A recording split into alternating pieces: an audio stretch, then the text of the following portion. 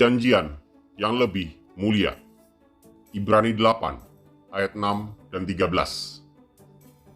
Tapi sekarang, ia telah mendapat suatu pelayanan yang jauh lebih agung, karena ia menjadi pengantara dari perjanjian yang lebih mulia, yang didasarkan atas janji yang lebih tinggi.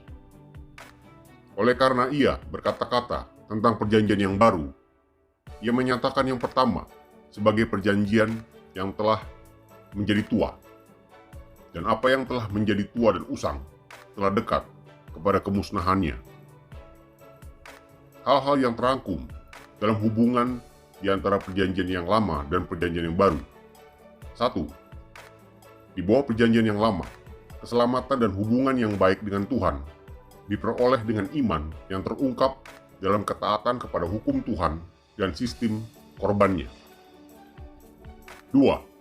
Nabi Yeremia bernubuat bahwa pada suatu saat, pada masa yang akan datang, Tuhan akan mengadakan suatu perjanjian baru yang lebih baik dengan umatnya.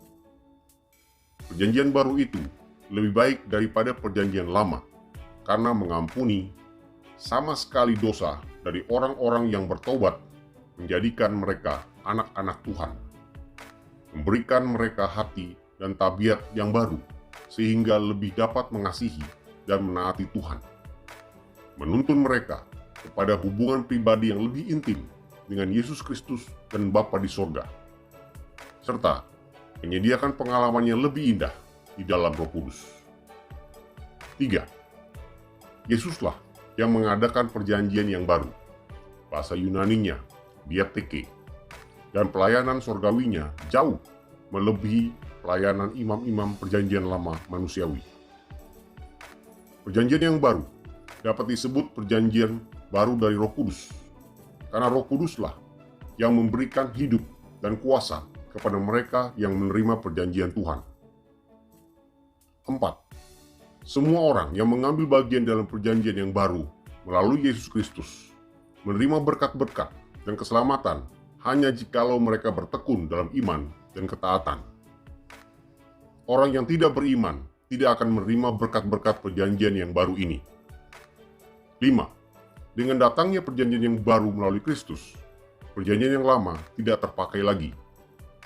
Akan tetapi, hanyalah bagian-bagian perjanjian Musa yang berhubungan dengan keselamatan yang diperoleh melalui ketaatan kepada hukum Taurat dan sistem upacara kurbannya.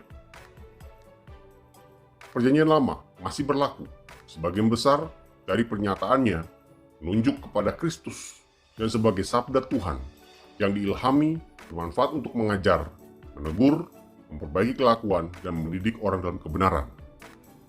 Tuhan menawarkan perjanjian yang lebih mulia kepada kita melalui Yesus Kristus. Pastikan kita menerimanya. Semoga Tuhan Yesus memberkati.